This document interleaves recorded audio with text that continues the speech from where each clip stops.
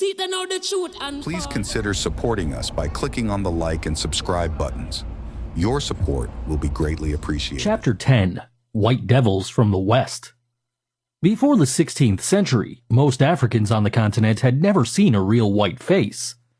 Since in many societies all devils and other evil spirits were white, the ritual to ward these off was always led by chanting dancers whose faces and bodies were hideously painted with white chalk. That there were in fact white humans, living white devils, was unbelievable. Probably few reports are better known than those of the first contacts where the boldest of the unbelievers would venture to rub the skin of whites to see if the paint would come off. Over 1,000 years had passed since Assyrians, Persians, Greeks, Romans, Arabs, and Turks had taken over Egypt, and Arabs now also ruled the eastern Sudan. Arab-Hebrew rule was steadfast in isolated Abyssinia, where the Arabs along the east coast, operating from their Zanzibar stronghold, had not themselves ventured far into the interior. Their Afro-Arab agents generally spearheaded slave-hunting operations. Ghana and Mali had disappeared, and now Songhai was making its last stand against Arab, colored, and Berber armies from across the desert. Even there, where black armies clashed with invading white armies, the masses never saw white people. This refers not only to the countless thousands who fled upon the approach of the enemy troops, but also to those who remained scattered over the country in their villages. Now, things were changing rapidly, and the people were becoming sharply aware that they were being hemmed in from all directions. To begin with, the Arabs were spreading out and penetrating formerly forbidden borders of black states. Being the longest of the whites in Africa and the freest in amalgamation, because of this there were millions of brown Arabs, dark-skinned Arabs, and near-white Arabs. They could therefore enter black territory from which whites were barred. These black Arabs, many were unmixed, confused African leaders everywhere, increased the tensions and tribal wars among them, and helped mightily in destroying the independence of African states. Having discussed this in connection with the fall of the Mosi states and elsewhere, my return to the same subject again is to keep a focus on the race's self-imposed chains, as well as on those imposed by the whites. A further reason is that blacks themselves do not like to discuss these internal handicaps at all, not even amongst themselves. We prefer to pretend that certain things do not exist. This fact in itself is a weakness that strengthens the white power position over the blacks. The Portuguese were the first white European people to arrive in the West and Central Africa. They were not long in adopting the Arab strategy and dividing the blacks against themselves, a strategy since adopted by all white people. The Congo-Angola story. The Portuguese arrived at the mouth of the Great Congo River in West Africa in 1488. Their aim was to make their tiny European state into a vast African Indian empire. They had two men of vision to inspire the all-out efforts to realize the dream: Joao I and his son Henry. Africa had been secure from invasions from this quarter during all the centuries the Western world believed that the earth was flat. Now, the myth had been exploded when in 1434, Gil Enos dared to sail beyond the sea where the Atlantic Ocean was supposed to end, and ships plunged into the void. He sailed around Cape Bojador. Therefore, the blacks of West Africa had to confront the white devils from Europe and the Americas. The Portuguese, as ignorant of the African people as they had been about the shape of the earth, were not prepared to find highly advanced states there. The Kingdom of the Congo was their first great surprise, because its political structure and expertly organized administrative machinery equaled that of Portugal or any other European state known to them. That system requires no discussion here because it followed the same constitutional pattern as that of other African states already described. The Congo's economic system of agriculture and handicraft industries, organized into guilds, was the same. Apprenticeship training for all skilled occupations was the same, and the general pattern of social organization was the same as other African societies. The Congo Kingdom was prosperous, carrying on external trade by both land and rivers with states farther north, east, and west.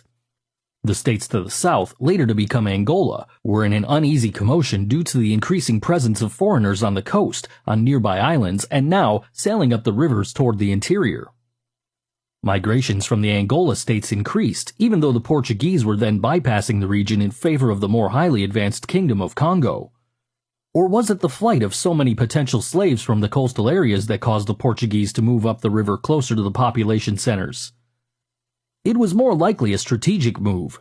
By establishing a stronghold in the Congo Kingdom, the Angola region would be caught between Portuguese armed forces on the Angolan northern border and those on the seacoast and offshore islands. In short, Portugal was getting in a position to take over this whole region of black states. Many historians and apologists for Portuguese imperialism in Africa use the Congo Kingdom as the classic example of the Portuguese policy of racial equality. For did not they themselves declare this to be their policy? And did not the King of Portugal himself address the King of Congo as brother? What happened was that the Portuguese captains had met Congo leaders, not just the king, who were in fact not only their equal, but men so anxious to advance their nation further that they were willing and anxious for anything new and better that the white world had to offer. They took the Westerners at their word. They had painted their monarch as the greatest king in a world that had advanced to the pinnacle of civilization under the guidance of a universal religion that was headed by a supreme pontiff who was appointed by the Son of God himself. Moreover, this same successor to the first head of the church, the Apostle Peter, would not only welcome the King of Congo and his people into the great Christian fold, but would send missionaries and teachers to help make his kingdom the greatest in Africa. Portuguese records indicate that far more than religion and Western education was offered. Material benefits such as great wealth from trade were persuasive. The Kingdom of Congo, therefore, is a case study of the process of westernizing the very first group of blacks on the African continent. This, however, was only one of the means to a much greater end. Nothing could have been farther from Portugal's real objective than bringing Christianity and a higher civilization to Africa. Christian civilization served as the charm words in the white man's magic with the incantations which hypnotized both his victims and himself. They believed that they were being introduced to a better life, while the latter convinced himself that even the enslaved people were better off under the white standard for civilization, besides which there was no other. He was, therefore, serving God himself in Africa, for did not the churches throughout the Western world so proclaim? And were not the Christian missionaries the most effective servants of the empire? The court at Libsyn had planned well. For such a mini-state as Portugal, an ambition for an empire bigger than the continent of Europe, and then daring enough to operate the plan, this must compel a degree of admiration for the kind of Caucasian genius and uninhibited aggressiveness that enabled very small groups of men to go forth and conquer and dominate almost all peoples on this planet. Portugal's presence in West and Central Africa aimed at nothing less than building an empire across Africa from west to east, from Atlantic Ocean to the Indian Ocean, a vast swath across the continent that would also serve directly as the imperial highway connection with the projected Indian Empire. The African Indian Empire was Portugal's grand design.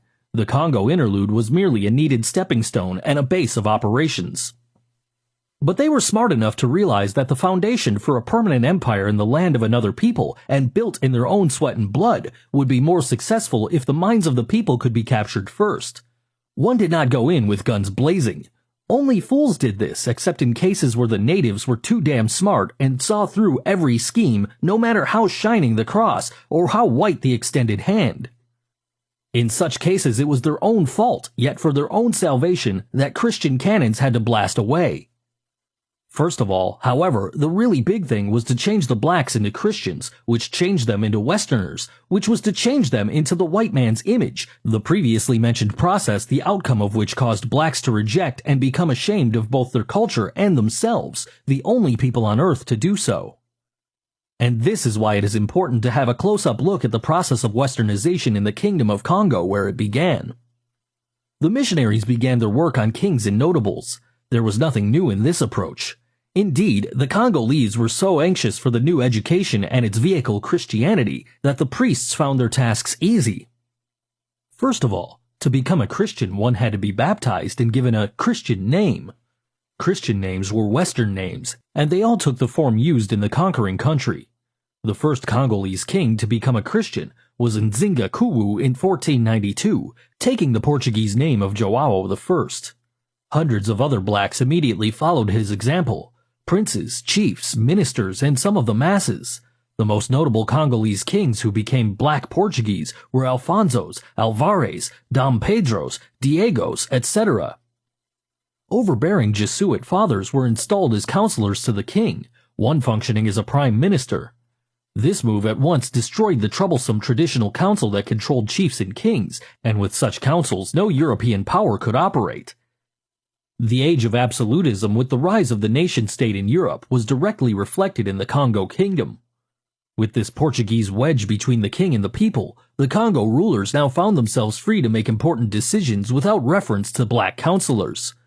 They therefore tended to become absolute monarchs insofar as their own people were concerned, but generally puppets in the hands of Europeans. The exceptions were Alfonso I and Diogo I. The idea of divine kingship was promoted through the anointment and crowning of kings by Portuguese bishops.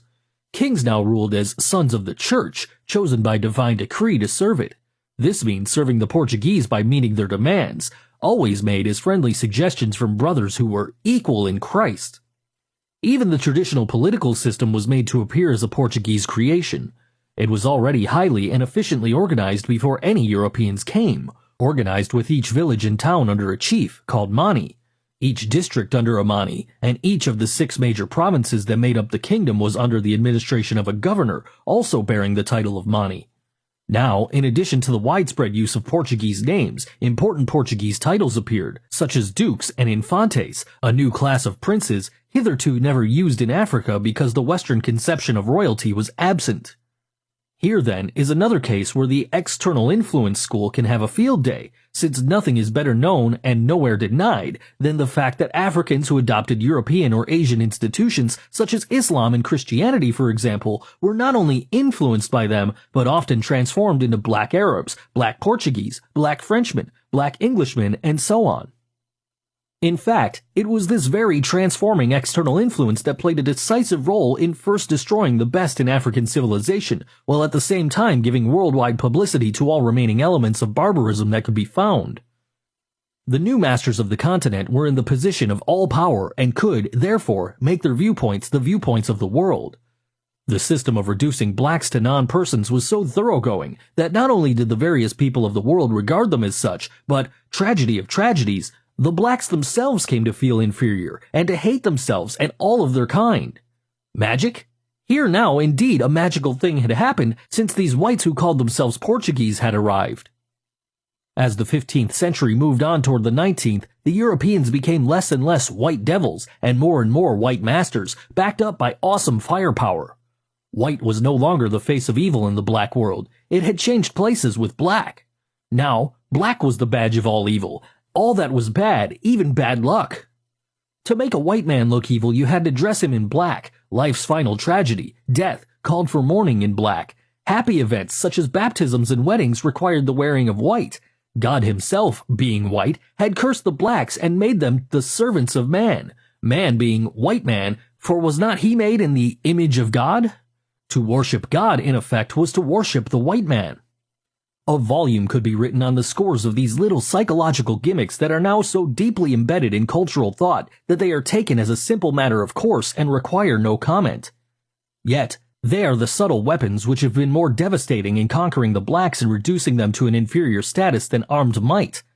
Caucasian victory was complete and seemingly permanent when the blacks throughout the world joined the whites in glorifying all things white and condemning all things black, or even tinged with black, including themselves.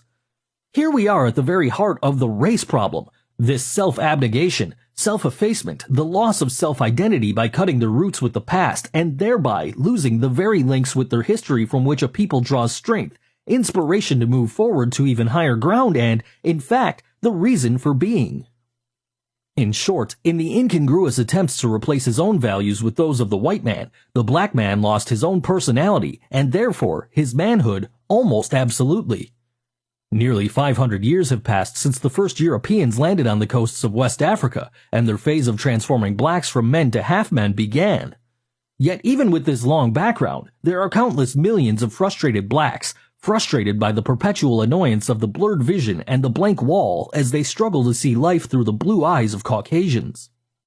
The status of African people throughout the world remains too precarious to deal with their history by merely chronicling important events.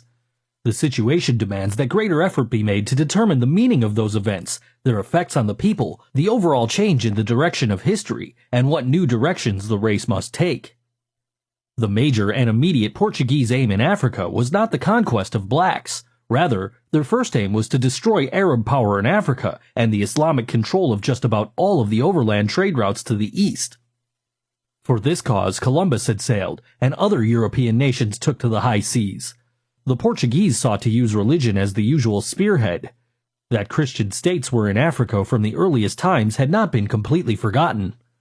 One that had escaped Muslim destruction was located in what had been a southeastern border state of the ancient Ethiopian Empire, identified by the Portuguese as a kingdom ruled by a King Prester John. The idea was to unite the Christian forces of Europe with those of Africa in an all-out war against the Arabs. But what was not generally known was that the kingdom of Axum, expanding to become the Empire of Abyssinia, was ruled alternatively by Christian Arabs and colored Christian Hebrews. All Arabs were not Muslims, all Hebrews were not Jews in religion. It appears that African Hebrew and Christian Arab communities were in South Arabia and Yemen, just across from the East African country they later conquered. The Portuguese, however, did not reach the African Christian kingdom at the time they sought it for the promotion of their campaign against Islam. They had therefore begun the work of creating a black Christian kingdom in their own image. This was Congo. By 1512, no one needed to guess or speculate about the Portuguese plans. Their king, Manuel, made them clear in documentary form, the Regimento. This is one of the interesting and significant documents in the history of black people because it was the first detailed blueprint for the conquest of the black man's mind, acculturation via Christianity, his body, slavery, and his country. This historic document, however, was couched in all the endearing words and phraseology of equality and brotherly love, from which fact historians have declared the Portuguese African policy to be one of equality replete with humanitarianism. But the Congolese king, Alfonso, his Portuguese name notwithstanding, saw through the elaborate plan to reorganize his country and began to throw up roadblocks, albeit too late. Manuel levied on the king a heavy tribute in slaves, ivory, and copper to pay the cost of his Christian civilization program in the country, his various expeditions there, and for the huge expenses in connection with the education of a few Congolese children in Portugal, including the king's son. Manuel's next most important move was to make certain his Code de Congo was carried out. He, therefore, sent Simão de Silva both as his ambassador and, in effect, Governor-General or Viceroy of Congo. While Simão de Silva's real functions were clearly outlined, these were covered over by the usual title of courtesy, advisor to the king, or the king's counselor. In this capacity he was the co-administrator of the nation, a supreme judge, and had control over army and finance. He was to have a comprehensive geographical survey of the country to determine the extent of its natural wealth for direct exploitation. Things quickly got out of hand. The Portuguese settler population, based mainly on the coast and offshore islands, desired the quicker riches that would flow from the increasing demand for black slaves. The settlers, therefore, pursued a more aggressive course of action, ignoring the Libson court's attempt to cover the real operations with the friendly language of diplomacy. Up to the 16th century, the people we are calling slaves were not slaves in the modern sense, but laborers either captured as prisoners of war or persons imprisoned for various offenses. So during the first stages of the slave trade, many African chiefs and kings actually thought they were supplying workers needed abroad and at a great profit to themselves. They had no experience with the white man's slave system or its equation with race.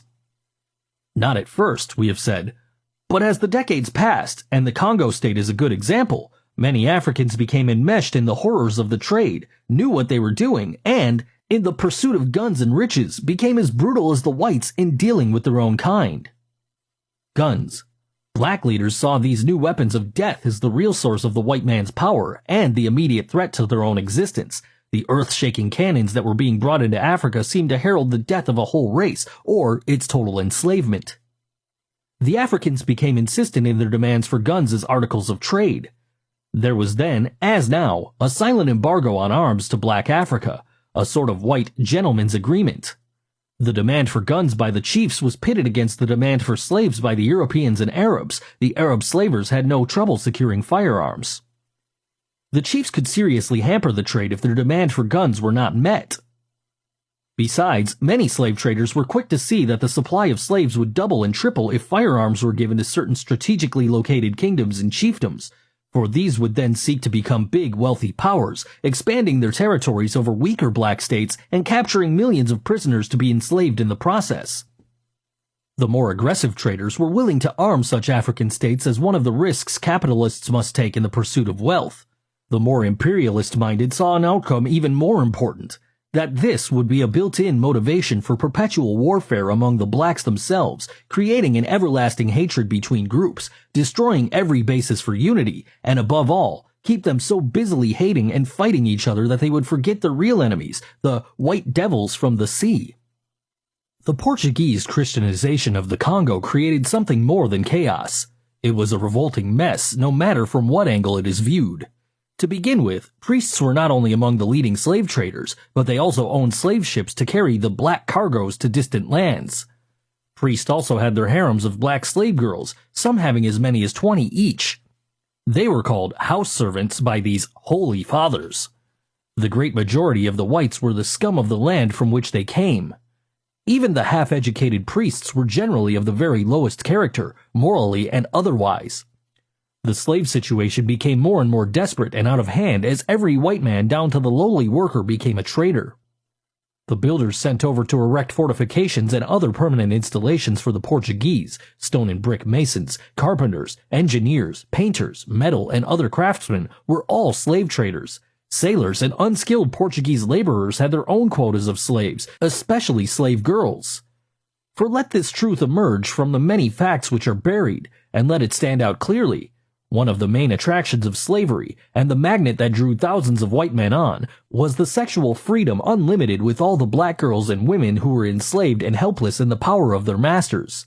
These wholesale raids on black womanhood continued to swell the mulatto population, the majority of which, again as in the case of Egypt and the Sudan, became the faithful servants and loyal representatives of the conquering races to which their fathers belonged. The Congolese king, Alfonso, found himself in the middle of fires from several directions and hamstrung by the Portuguese advisor who had acquired veto power even over the king's actions, and Alfonso was far from being a weakling. He tried, too late, to gain control of the slave trade, which control now became most urgent as every black that competing raiders could get their hands on was enslaved, including some members of the royal household and numerous title holders throughout the country. On the other hand, the King of Portugal declared a royal monopoly over the trade, and this not only frustrated Alfonso's efforts, but clashed head-on with the interests of the powerful and independent slave merchants, the real controlling settlers on the seacoasts and islands. These were representatives of the great chartered companies that controlled the commerce of the world. Since they operated under royal charters and the court was a principal shareholder in all such enterprises, they could not openly defy the king, but the distance from Lisbon enabled them to bypass De Silva and any other representative of the king and carry on as they wished. The mission fathers, the war dogs of the Lord, Jesuits, were most helpful as spearheads into the interior chiefdoms to form slave-hunting alliances in exchange for discarded guns. For those who require the specific details and examples of just how advancing black states were destroyed throughout the African continent, and want the facts repeated over and over again, here then still is another example in both Angola and the Kingdom of Congo. The strategy for destruction seldom varied, and so giving added weight to my concept of a grand Caucasian consensus on matters concerning non-white peoples. The aspect now under discussion was the practice of having white groups spread out over the country into various provinces, heavily laden with gifts of goodwill, and getting themselves attached to the courts of loyal chiefs as friendly advisors who were going to guarantee the security of the chiefs and their people, and even extend their power over other peoples, all of which would mean great riches for the chiefs. A few old guns replacing spears seemed to be sufficient evidence that these whites were indeed saviors as well as friends. The French name for them was agents provocateurs. The American name would have been CIA or AID. No matter how strong and effective the administrative machinery of the central government at San Salvador had been, it was being undermined and destroyed by the well-planned European activities in the provinces. The identical activities that had been carried on in the Egyptian provinces 3,000 years before, in Cuba, and would be repeated all over Africa. The aim was to provoke war between the blacks, pitting the gun-armed groups against those that only had shields and spears, and thus skyrocketing the number of captives for slavery from a few thousands into millions. Not only were whole villages destroyed, but entire provinces were depopulated with their formerly proud and free citizens marched off in chains, collared and jointed together with heavy poles, just as though the chains that bruised and bound the hands and ankles were not enough. Many royal lineages were among the captives, including chiefs, which is exactly how it should have been if any of the people were to be enslaved. According to African tradition, leader and people were one and the same, sharing a common lot. This sense of oneness, however, applied only to the members of one's tribe, and not to Africans outside of it, another tragic fact of black history. This is why the chiefs and kings would secure prisoners of war by attacking other states. Only a savage chieftain would sell his own people into slavery. The Europeans learned this very quickly and found that it fitted well with the general plan to keep the blacks divided, forever suspicious of each other, and to have these mutual hatreds and suspicions historically derived not from anything the Europeans had done, but from the blacks' own record of tribal warfare. As the slave raids spread throughout Angola and Congo, the blacks continued to flee again overland and up the rivers toward the central and southern areas, toward the great savanna regions and the lakes. Some we have seen, in the case of Cuba, found security long enough to rebuild remarkable states again. Others found security only in the hidden recesses of decay and decline. Meanwhile, the fierce Jaga warriors were still on a rampage, fighting with or against any group, including the white slave traders. But since the Jaga generally waged war only against their own kind, Africans, the Portuguese were less hesitant in supplying them with guns. The wars to capture slaves had become so widespread among and within the various states, and the slave trails to the coasts were so heavy with barefooted traffic that it is difficult to see why any alliances with the Jaga were needed, unless it was thought to be necessary to make up for the unbelievable death toll among the captives. For every 2 million blacks enslaved, over 1 million died. The records indicate rather clearly that many millions preferred death to slavery. I just said the record indicates, but you will never find a single Portuguese, Dutch, Spanish, English, or American document that explicitly says any such thing. The archives in Lisbon are rich to overflowing with African documents going back 500 years. By wading through a great mass of such written records, the historian often gets a picture that was not intended for painting and messages from the same documents which were not sent, which is merely another way of saying again that written documents often reveal far more than their authors intended. You will therefore search in vain for an account written as the following. Is it not true that all women and even children were likewise marched in chains? This would have been unnecessary anyway, because we learned that these black women are so loyal to their men that they would follow them even into hell. Capture their men and you did not have to capture them. Yet many of these same women would seek death directly by attacking us and our armed guards. These, of course, were beaten and chained the same as the male slaves. Another problem was the large number of suicides during the 200-mile trek to the slave pens on the coast. The greatest number died from poison, which hundreds of women would conceal on their bodies for the purpose, passing it to friends and kinsmen in the darkness of night before giving it to their children and finally taking it themselves. All this slowed us down during the night when we should have moved faster because it was cooler. Yet the dead and the dying had to have their chains chopped off from the living. Many babies were deliberately smothered to death by their dying mothers. We do not believe that the other deaths were caused by the long march as some allege. For while it is true that we ourselves are carried in hammocks, the bearers are changed every 10 to 15 miles. The biggest and strongest boys are selected to carry us. They are usually between 20 and 30 years old. They also collapse sometimes, but only 5 had died during this year. It must be remembered that these blacks are quite used to walking very long distances with heavy burdens. There are many problems in this business. The captains, taking it easy on the coast, are always complaining about our slow movement and the many weeks it takes on the march. They never take into account how much we are slowed down by the trampling and stumbling over the skeletons and rotting dead bodies of slaves that went along these trails before us, sometimes years before us. The stench of those who died recently is unbearable, yet we bear it. We also lose much time trying to find routes down which are free of the dead and dying. Then there are scores and scores of perfectly healthy blacks who drop dead without any apparent cause. Some say they die out of sheer spite, another way of defeating us. We work in fear, for our guns are often useless in the increasing number of ambush attacks along these death-ridden trails. And while the Congolese kings now harass us in their attempts to check the spread of the trade, the real danger is in the Angola region, the region of the Black Terror in the form of a death-defying Black Queen, Queen Enzinga. Who ever heard of a woman general leading her armies in person? The truth is that she is the greatest military strategist that ever confronted the armed forces of Portugal. Her tactics keep our commanders sweating in confusion and dismay. Her aim is nothing less than the total destruction of the slave trade. To this end, and what alarms us the most, She has developed a system of infiltrating our black troops with her own men, causing whole companies to rebel, desert, and join her armies in what she calls a war of liberation.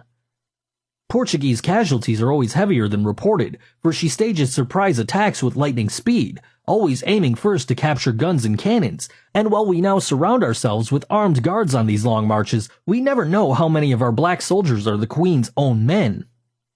This would have been a true account up to 1663, when the 40 years of unremitting warfare that Queen Enzinga waged against the Portuguese to free Angola ended with her passing. Africa had lost her greatest daughter, the slaves their greatest emancipator. Where's this explicitly written? Nowhere. It has been pointed out that Alfonso was himself a statesman, and far from being a mere puppet in the hands of the Portuguese. Even though the process got underway with his conversion to Christianity and the replacement of his own African name with a Portuguese one, he was awakened by the code and began to resist and reject those provisions which were designed to make Africans black Portuguese in the name of Christ while destroying their sovereignty at the same time. The fact that the enemy prevailed in the end does not detract from his stature as a great African. The pressures had increased as Portuguese riches from the slave trade, far from satisfying their greed, led them in excited searches for gold, silver, copper, and lead they believed to be in abundance in the region, but concealed by the blacks. Pressures from the African population increased with the widespread slave hunts and raids. Historians have highlighted the role of African chiefs and kings in the slave trade. Little is said about the general African opposition to the trade or about the kings and chiefs who led the fight against it. Yet by the very nature of the situation, these had to be as well known as the blacks who enriched themselves from the traffic. Queen Enzinga was not the only African abolitionist.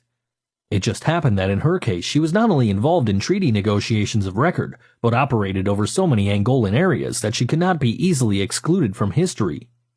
The Congolese opposing their kings were fighting both slavery and the Christian church that promoted it. Even the broader education they also passionately desired turned out to be a farce, another Western bait. The schools, rigidly restricted in number and attendance, were little more than Catholic catechistical classes, under semi-literate priests who were themselves not only slave dealers, but the personification of all that is meant by corruption and immorality. All of Alfonso's efforts to get at least one good school established in Congo were blocked.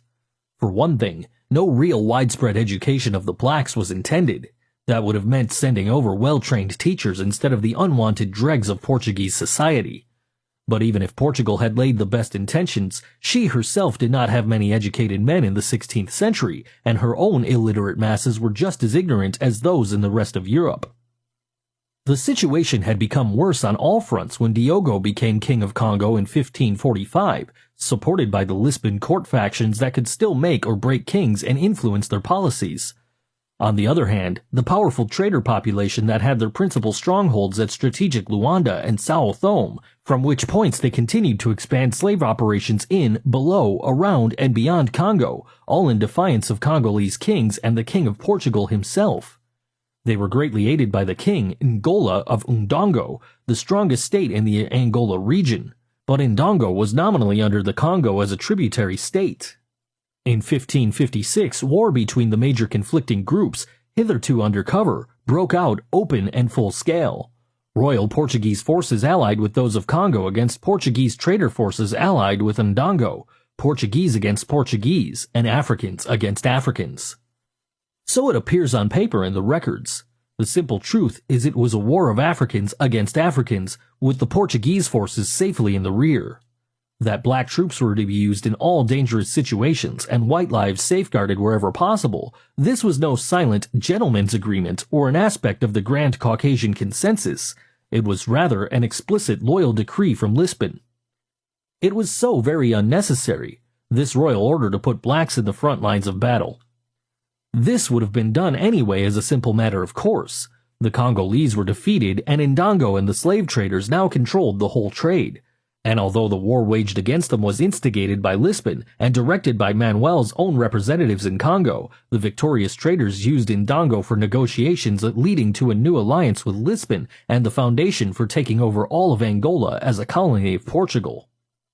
The defeat of Congo was the defeat of Congo, not Portugal.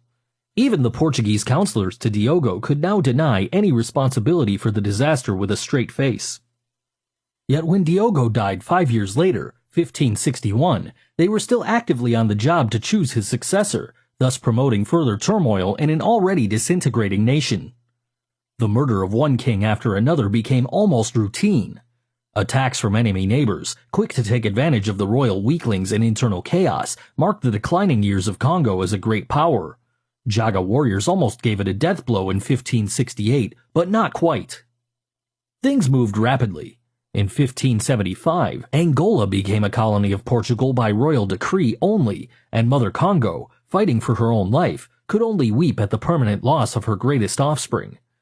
But does not the very mention of 1575 as the year Angola became a Portuguese possession, does this not seem to be sort of closing the book on the most important events prior to and after 1575, making it appear that the Congo's near collapse led to an almost immediate and easy takeover of Angola as a colony? This is the way historians generally read. Well, it was not that way at all. The disintegration of the Congolese state seemed to be complete, but it was not.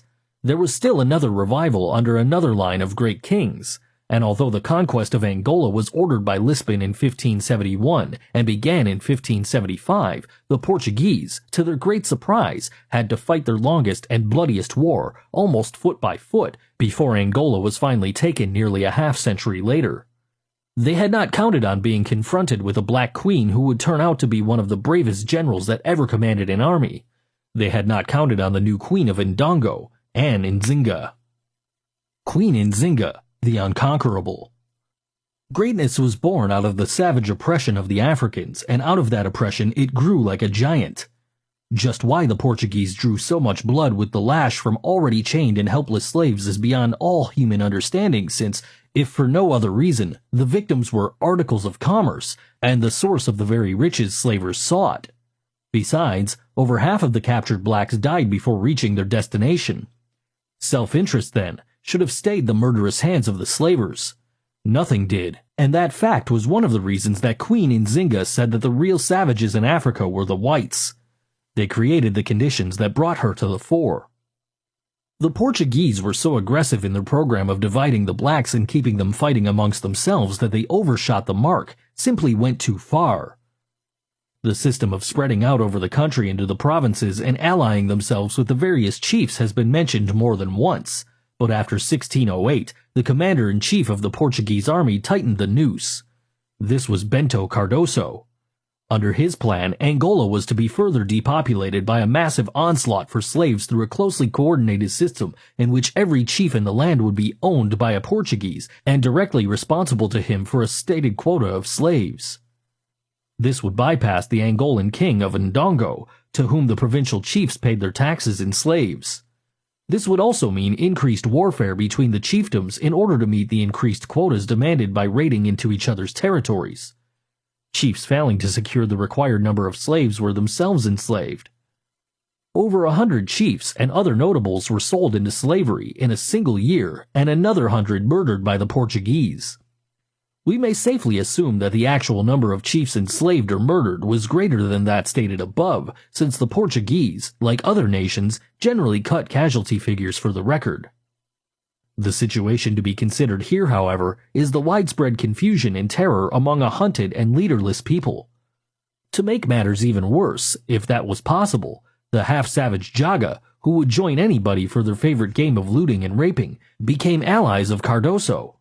The Angolan king, who had been cooperating with the slave traders, now saw himself being ruined on all fronts, losing his people and his profits. He therefore began to resist the Portuguese. The people, even though they knew that their king himself was a slaver, in sheer desperation, flocked to support the war of resistance. It paid off. Both the Portuguese and their Jaga allies were checked, and the war dragged on year after year. After Cabasa, the capital city, fell to the Portuguese, their losses had become so heavy that the new governor, who had been sent from Lisbon with firm orders to complete the conquest of Angola once and for all, nevertheless was forced to sue for peace without victory. The Portuguese had suffered a disastrous defeat by the blacks, but the official version, and excuse, was that there was general illness in the ranks. Yet the Portuguese insisted on holding Cabasa. The Africans therefore rejected peace proposals as a trick, and the war was resumed in a land of famine where food crops and the slave trade itself had come to a standstill. In this desperate state of affairs, the fighting somehow continued, with both sides obviously weakened and in disarray. It was during this period, in 1619, that a new Portuguese commander managed to murder over 100 chiefs. At this point, the Pope intervened, insisting that the wholesale slaughter be ended and peace be pursued. In 1622, a new governor was sent from Lisbon to make peace. Portugal had been appointing governors of Angola for over 40 years without having control over it. The peace conference was held at Luanda. The black delegation was headed by the country's stablest and most uncompromising diplomat, Queen Enzinga, not yet queen, but sister of the king, the woman power behind a weak king, and the one responsible for inspiring the people to continue the war of resistance when every hope was gone, unless she herself had become their last hope. But even before the peace conference began, and at the risk of wrecking it, the governor's Caucasian arrogance could not be restrained. He had decided on a studied insult at the outset by providing chairs in the conference room only for himself and his counselors, with the idea of forcing the Black Princess to stand humbly before his noble presence. He remained seated, of course, staring haughtily as she entered the room. She took in the situation at a glance with a contemptuous smile, while her attendants moved with a swiftness that seemed to suggest that they had anticipated this stupid behavior by the Portuguese. They quickly rolled out the beautifully designed royal carpet they had brought before Enzinga, after which one of them went down on all fours and expertly formed himself into a royal throne, upon which the princess sat easily without being a strain on her devoted follower. Yet she rose at regular intervals, knowing that other attendants were vying for the honor, and thus giving to these whites still another defeat. I gather from the different ways this incident is reported that the Western mind is unable to grasp its real meaning. Some historians saw it as a cruel and inhuman use of slaves, ignoring the fact that Enzinga's chief claim to fame was that she was the greatest abolitionist of slavery, that she herself had no slaves, and indeed had not the slightest need for any. One reason might well be that she was so much loved and even blindly followed by her people that it was believed that all would die to the last man and woman following her leadership. Such were the men, not slaves, who gladly formed a human couch before the astonished Portuguese for their leader. She faced the Portuguese governor and spoke as a ruler of the land, and not as a subject of the King of Portugal. She did not recognize the man in the big chair as a governor, because she did not recognize the existence of a Portuguese colony of Angola. She only saw before her what her people had seen approaching their shores over 100 years before, pompous white devils bent on the destruction of the non-white world. The Indogo terms for peace were presented as uncompromising demands, and it was clear from the beginning that the Portuguese would have fared better with a man. For before any kind of treaty was signed, Portugal had to agree, 1. To evacuate Cabaça and all nearby fortifications. 2. The Portuguese were to wage war against the Jaga, a harsh provision since the Jaga had been Portugal's allies in trying to crush Ndongo. 3. All chiefs who had been vassals of the Portuguese king were to be freed and enabled to return to former tributary status at home. And finally, the important concession Enzinga made was to return the Portuguese prisoners of war she held. The Treaty of 1622 was supposed to end all fighting in the whole west-central region, but the governor, as though to make up for his defeat in the peace negotiations with Enzinga, marched off to invade Congo again almost immediately. The treaty then became dead insofar as its execution was concerned, but Nzinga's brother died the next year, and she became Queen of Ndongo. The distressed Portuguese, in order to discredit her, put out the story that she had poisoned him. And while there was not a scintilla of evidence or any basis at all for the concoction, historians have shown their unbiased objectivity by faithfully carrying on the charge for over 300 years. Yet if lying is a legitimate aspect of warfare, the Portuguese may have felt justified in trying to destroy such an implacable foe in any way they could. Their greatest trouble was yet to come.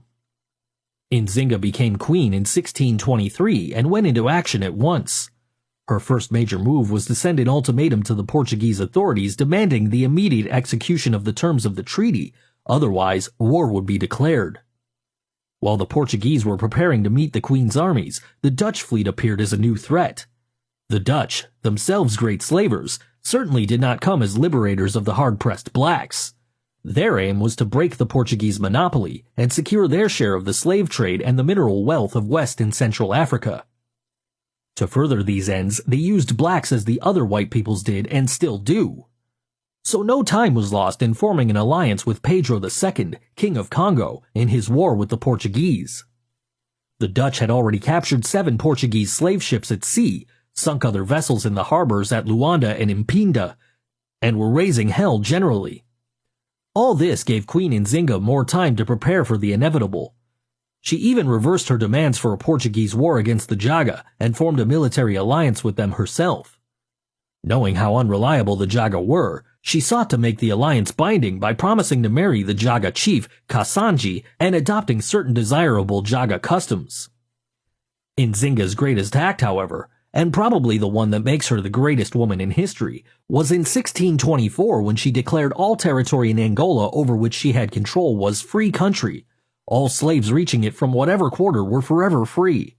She went further. Since it was clear to her that white power in Africa rested squarely on the use of black troops against black people, she undertook the first and only carefully organized effort to undermine and destroy the effective employment and use of black soldiers by whites, the first and only black leader in history who was ever known to undertake such a task. She had carefully selected groups of her own soldiers to infiltrate the Portuguese black armies, first separating and spreading out individually into Portuguese-held territory and allowing themselves to be induced by Portuguese recruiting agents to join their forces. The quiet and effective work of Enzinga's agents among the black troops of Portugal was one of the most glorious yet unsung pages in African history. For whole companies rebelled and deserted to the colors of the Black Queen, taking with them the much-needed guns and ammunition which she had been unable to secure except by swiftly moving surprise attacks on enemy units.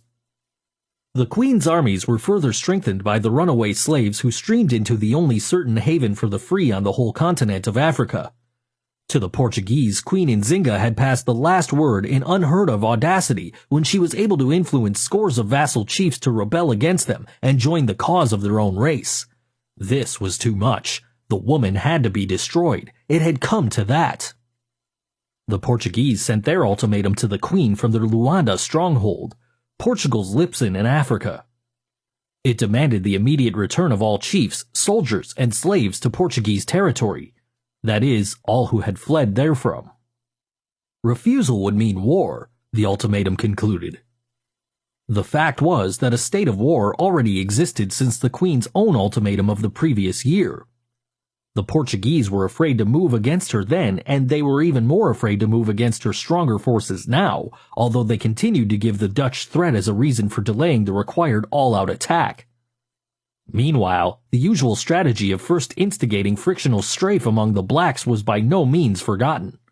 It was just that there was so much unity and patriotism in this dominant Angola state, so much fanatical devotion to this terrible Black Queen, that internal subversion was almost impossible. They tried to overcome all this by formally declaring that Enzinga was not legally Queen of Indongo, the throne vacant, and one of her own vassal chiefs, Adi Kiluanji, was declared king. The Portuguese marshaled all of their forces on land and sea, their special river fleets in particular, to crush Enzinga before the Dutch struck again. But the Queen herself opened the offensive, striking first at the Portuguese puppet king and his forces. The Portuguese captured her principal island stronghold in the Kwanza River in July 1626, thus dividing her forces, and by a swift encircling movement designed to capture the Queen, cut off her main supporting regiments, and forced her not only to retreat, but to withdraw from her own country. Joy reigned at Luanda and Sao Thome. With Nzinga's flight from Angola, it appeared that the Black Menace was over, and victory complete. Adi Kiluanji was crowned King Philip I of Ndongo. The solidarity of the blacks remained unbroken, however, and their loyalty to Enzinga remained steadfast. She was just away for a little while, and would soon return. Any child in the most distant bush could tell you that their queen was just away on business. So who was this Philip I? His name said he was a Portuguese, so he couldn't be king of Ndongo. All Angolan kings and queens were so African they couldn't be tricked out of their own African names. The Queen herself dropped Anna from her name when she discovered that baptizing a black into Christianity meant surrendering his soul and body, not to any Christ, but to the white man. An oral tradition further has it that the people not only rejected Philip I, but made fun of the very idea that he considered himself to be king. Their blind faith in their queen and the certainty of her return, according to the same oral record, was not really so blind. Those who understood the coded drum messages spread the news that all guerrilla attacks which occurred throughout the land were attacks which were personally directed by the queen, and that, in fact, she was raising a new army of liberation. Her loyal chiefs and people in Ndongo were to stand by, ready. The written record, no matter how slanted, supports the oral. For in November 1627 she crossed the borders back into her country at the head of a strong army, made stronger and stronger as her loyal chiefs and wildly cheering people, including her fanatically devoted freed men, flocked to her standard as she swept forward to recapture the Kwanza stronghold held by Philip I and put him to flight. The Portuguese continued to be amazed at this display of black unity, and under a woman's leadership at that. Black unity was now seen clearly as black power, and that meant an unconquerable people. The Portuguese were resolved to break that unity and the power that developed from it. The revolt against them had become general as Nzinga's victorious forces advanced. The Portuguese retreated to their own strongholds on the coast, giving the Dutch threat as an excuse, and not the threat of being annihilated by the Queen's forces. But as there was in fact no imminent Dutch threat, the Portuguese regrouped and strengthened their forces in an all-out war to destroy Nzinga, and, this time, not to cease fighting until this was done. They began by giving orders and offering a big reward for her capture, dead or alive. Their slave troops, still the backbone of the Portuguese armed forces, were given the special inducements of land and freedom for her capture. Realizing that such an all-out attempt to capture her meant that thousands of countless of her people would die in her defense, she outwitted the Portuguese again by slipping out of the country, instructing her lieutenants to spread the word everywhere that she had spread the country, mistakenly entered the territory of an enemy, and had been killed. To give point to the story, there was general weeping and mourning throughout Ndongo, real weeping and mourning, because the masses believed the story to be true. So did the Portuguese. The only reason for the war having been removed by Providence, the bishop could celebrate a special mass in celebration of this special blessing, and the colony of Angola could at last be organized after over 50 years of obstruction. All things now seemed to be happy and going well according to the original grand design. Then in 1629, the Portuguese stood aghast when Queen Enzinga burst upon them from the grave, sweeping all opposition before her. She brought in her fierce Jaga allies with her, apparently willing to do even this to defeat the whites. The Portuguese were completely defeated. She had not only retaken her own country but had, meanwhile, become Queen of Mabata also, having replaced the weak queen there. Nzinga was now an empress of two countries. She now redoubled her campaign against slavery and the slave trade by making both Ndongo and Matamba havens for all who could escape from the slaver by rebelling or otherwise. Chiefs engaged in the traffic in nearby states now stood in fear of her wrath. The Portuguese saw the handwriting on the wall. In order not to lose every foothold in the area, Lisbon suddenly remembered that it had never carried out the treaty signed with Nzinga in 1622 and declared that Portugal's wars against her had been unjust. High-level embassies were sent to the Queen in 1639 in efforts to effect a settlement. Nzinga received them, listened to their protestations of eternal friendship, and went ahead with determination in reorganizing both of her kingdoms and undermining colonial rule in areas held by the enemy. That every white man in Africa was an enemy of the blacks was a matter about which there was no room for debate in her mind. Even the holy robes of the priests in Angola not only covered the real mission as agents of empire, but also covered their insatiable lust for the black bodies of their helpless slave girls.